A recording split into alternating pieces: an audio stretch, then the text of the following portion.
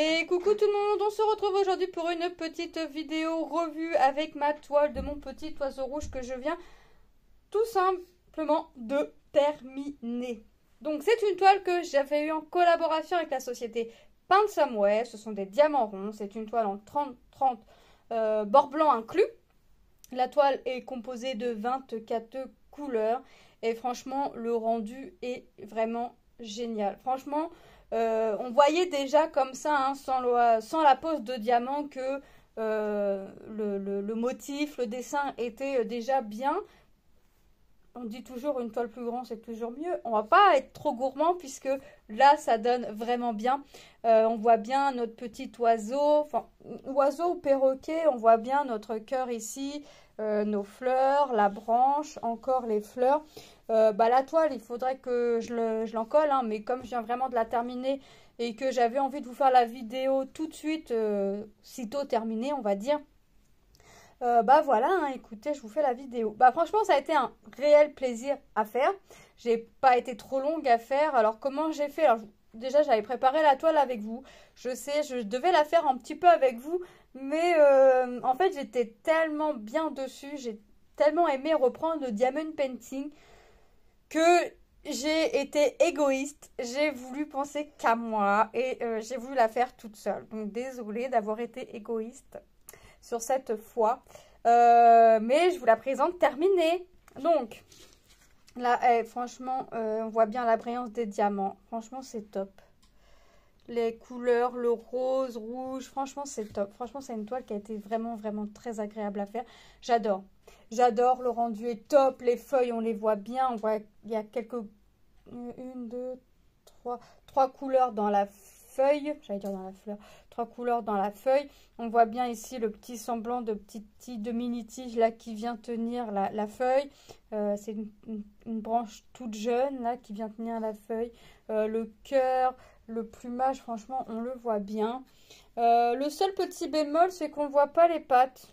On ne voit pas que, vous savez, les pattes qui viennent s'agripper à la branche. Voilà, c'est le seul petit bémol. Après, ce qui est plus important quand même, c'est qu'on voit bien l'oiseau, que ce ne soit pas pixelisé. Et là, franchement, ça va. Franchement, on peut pas dire mieux. Après, c'est sûr qu'on dit toujours qu'une toile, plus elle est grande, mieux c'est, que le rendu est plus joli, que le rendu est mieux, tout ça. Mais on peut pas être trop gourmand parce que là, ça voudrait dire quoi? Que j'ai déjà eu beaucoup de blanc. Alors là, le blanc, c'est le 5200. Ça veut dire que, toile plus grande égale, encore plus de fond blanc, encore plus de fond uni. Et peut-être que l'oiseau trop zoomé, parce que forcément, plus c'est grand, plus c'est zoomé. Ça veut dire que, l'oiseau aurait été pixelisé, pas terrible. Enfin, donc là, franchement, c'est top. À la limite 40-40, mais 40-40, c'est toujours avec les bords blancs inclus. Donc là, l'image, ça doit être du 25,5 sur 25,5. Donc là, on a du 40 sur 40 avec les bords blancs inclus. Ça va nous donner du 35 ou 35,5 sur 35,5. On gagne 5 cm. 5 cm, c'est toujours bon à prendre, me direz-vous.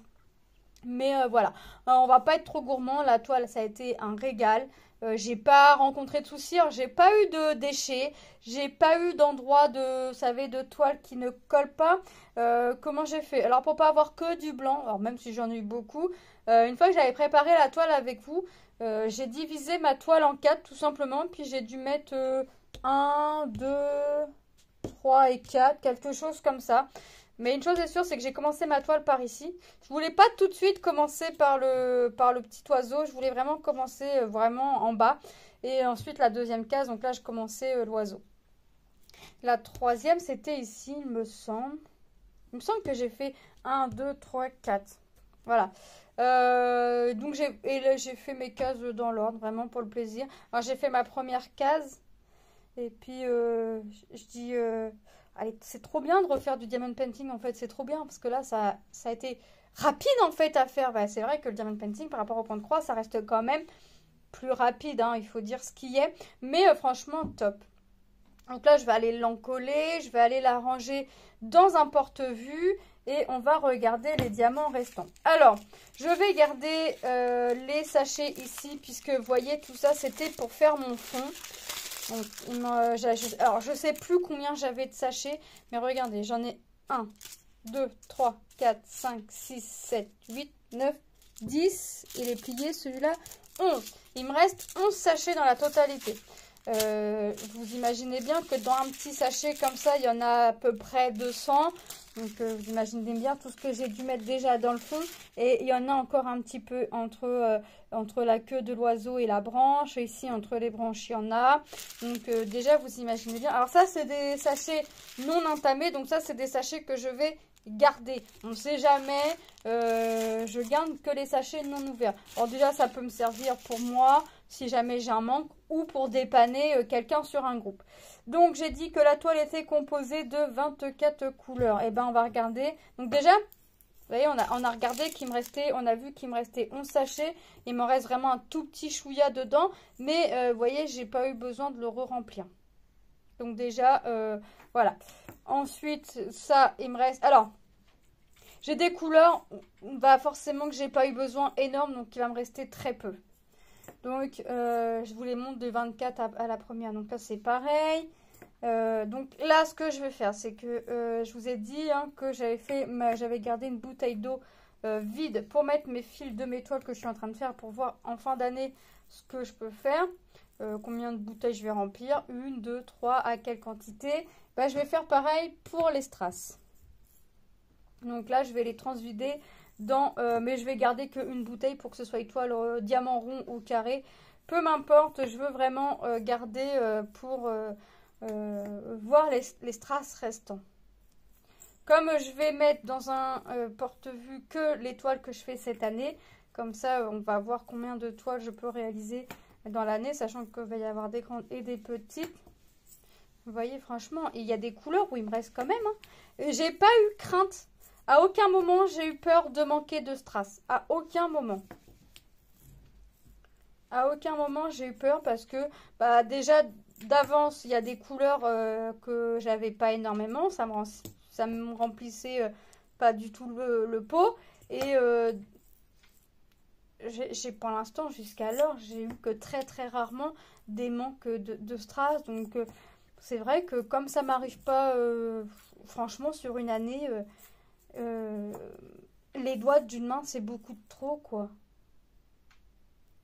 Donc vous voyez, il me reste vraiment de quoi, il me reste vraiment pas mal de strass quand même. Alors il y en a qui me diront que c'est peu, ben oui c'est peu, mais j'avais pas beaucoup non plus de, vous voyez, j'ai pas énormément de couleurs non plus, donc forcément ça peut être que peu, c'est pas une grande toile, forcément plus la toile est grande, plus il faut de strass et plus il va en rester, ou pas, mais plus la quantité est grande en fait. Donc, bah écoutez, pour moi, ça a été un réel plaisir de faire la préparation de cette toile avec vous, de faire la toile de mon côté égoïstement. Mais par contre, je suis ravie de vous montrer le résultat final de cette toile. Moi, comme d'habitude, je vous mettrai le lien de la société Paint Somewhere en barre d'infos, ainsi que s'il existe encore le produit, le lien de cette toile, si jamais cela vous intéresse. J'espère que cette vidéo revue vous aura plu. Moi, je vous fais de gros bisous et je vous dis à très bientôt dans une prochaine vidéo. Bye bye!